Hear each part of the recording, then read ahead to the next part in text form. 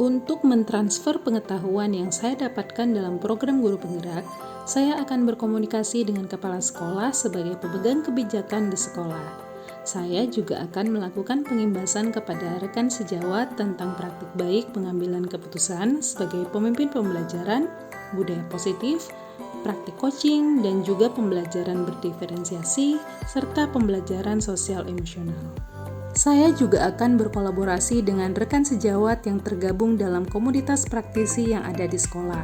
Pengetahuan yang saya dapatkan dalam program Guru Penggerak akan saya terapkan dalam pembelajaran di kelas, kegiatan-kegiatan sekolah, dan lingkungan tempat tinggal saya dalam menghadapi situasi dilema etika maupun rujukan moral.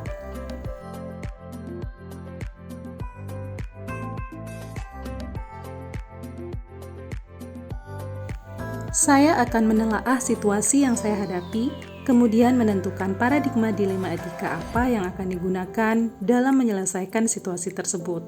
Apakah individu lawan masyarakat, kebenaran lawan kesetiaan, keadilan lawan rasa kasihan, atau jangka pendek lawan jangka panjang.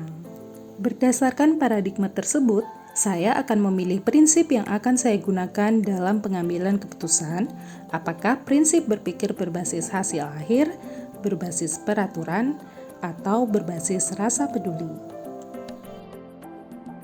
Berdasarkan paradigma dan prinsip dilema etika yang dipilih dalam situasi yang dihadapi, saya akan melakukan pengambilan dan pengujian keputusan dengan menerapkan 9 langkah pengambilan dan pengujian keputusan.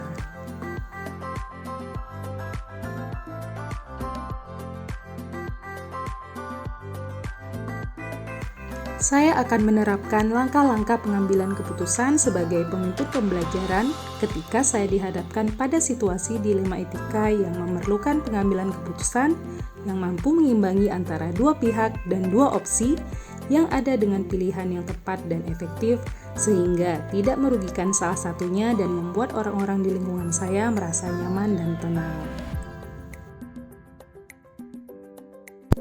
Jika hari ini, besok, minggu depan, ataupun hari-hari selanjutnya saya dihadapkan dengan masalah dilema etika, maka saya akan menerapkan langkah-langkah pengambilan keputusan berdasarkan 4 paradigma dilema etika, 3 prinsip dilema etika, dan 9 langkah pengambilan dan pengujian keputusan.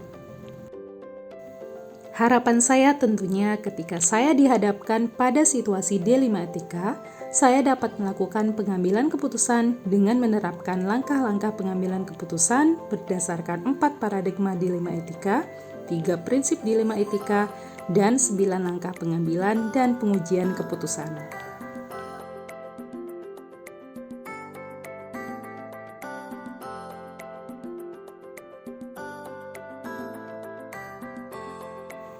Dalam melakukan pengambilan keputusan sebagai pemimpin pembelajaran, saya akan meminta petunjuk kepala sekolah sebagai pemegang kebijakan di sekolah.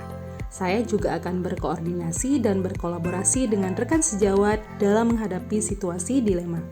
Rekan sejawat juga akan saya libatkan sebagai teman berdiskusi dan bertukar pikiran ketika menghadapi masalah, karena saya yakin rekan sejawat memiliki pengalaman dalam menyelesaikan masalah.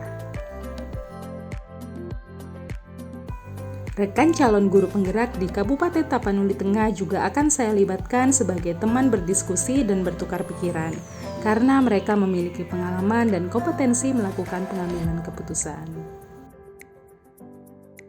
Dengan melibatkan kepala sekolah, rekan sejawat, dan rekan CGP, saya akan mengetahui apakah langkah-langkah yang saya ambil sudah tepat dan efektif berdasarkan 4 paradigma dilema etika, 3 prinsip dilema etika, dan 9 langkah pengambilan dan pengujian keputusan.